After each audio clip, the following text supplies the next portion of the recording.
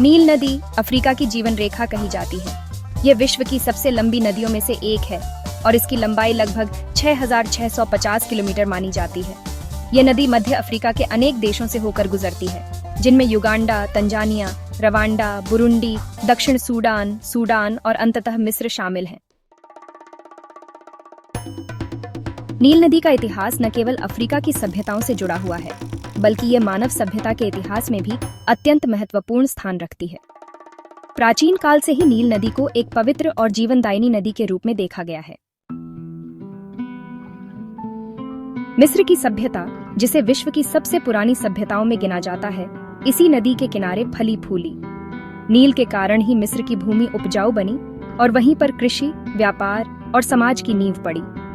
हर साल नील में आने वाली बाढ़ मिट्टी को उपजाऊ बना देती थी और यह मिस्रवासियों के लिए एक वरदान साबित होती थी। वे लोग इसे देवताओं का आशीर्वाद मानते थे। प्राचीन मिस्री धर्म में नील का अत्यधिक महत्व था। लोग मानते थे कि यह नदी देवता हैपी की देन है, जो नील नदी की बाढ़ के जिम्मेदार माने जाते थे।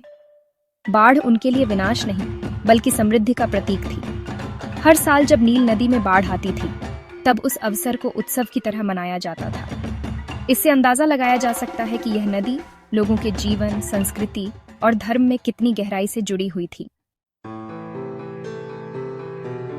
मिस्र की कृषि प्रणाली पूरी तरह से नील पर निर्भर थी। गेहूं, जौ और तिलहन जैसे फसलें इसी नदी के जल से सींची जाती थीं। उस समय जब रेगिस्तानी इलाकों में खेती की कल्पना भी नहीं की जा सकती थी, वहां नील के किनारे हरियाली और समृद्धि फैली हुई थी। किसान समय के साथ बाढ़ के चक्र को समझ गए थे और वे उसके अनुसार अपनी फसलें बोते थे।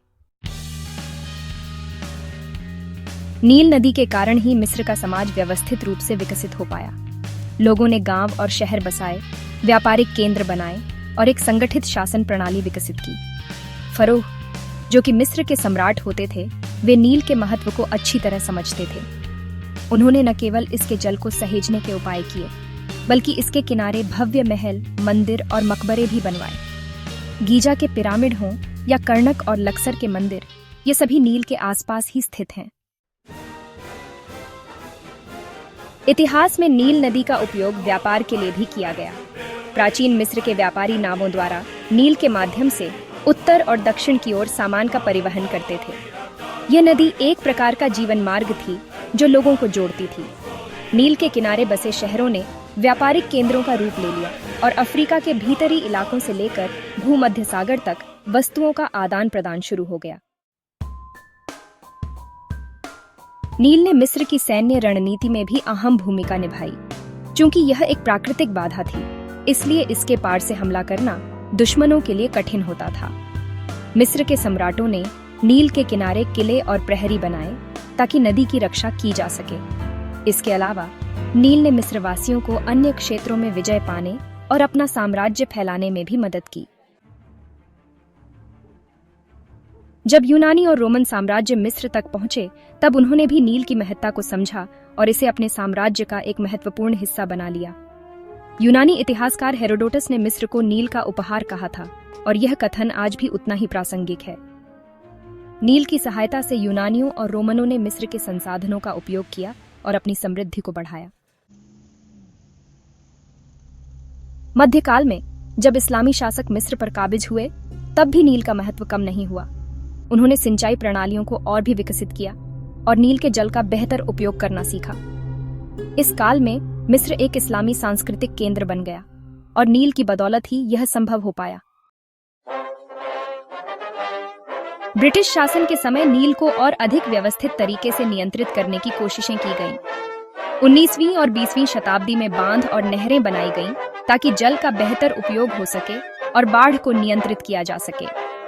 असवान बांध, जो कि 1970 में बना, नील के इतिहास में एक बड़ा बदलाव लेकर आया।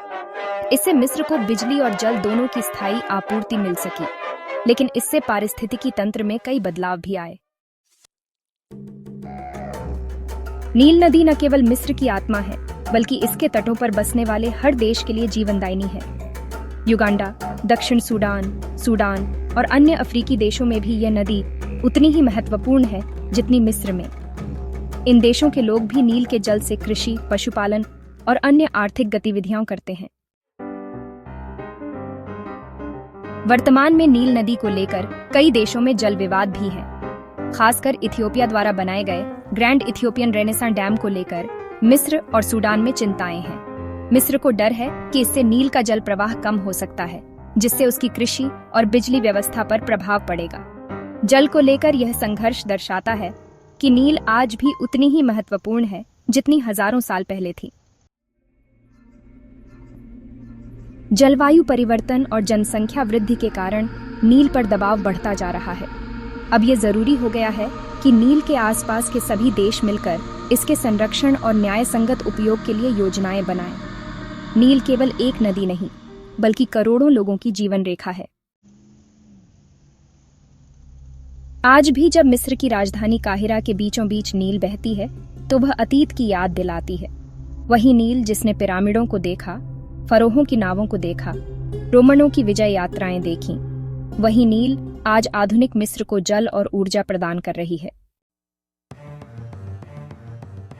नील का जल केवल शरीर को नहीं, आत्मा को भी सींचता है।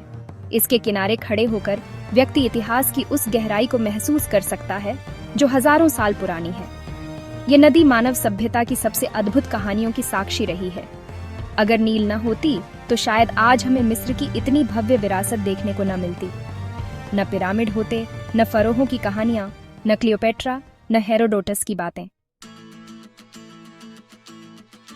इस नदी ने मानवता को सिखाया कि कैसे एक प्राकृतिक संसाधन को केवल उपभोग की वस्तु नहीं, बल्कि जीवन का आधार बनाया जा सकता है।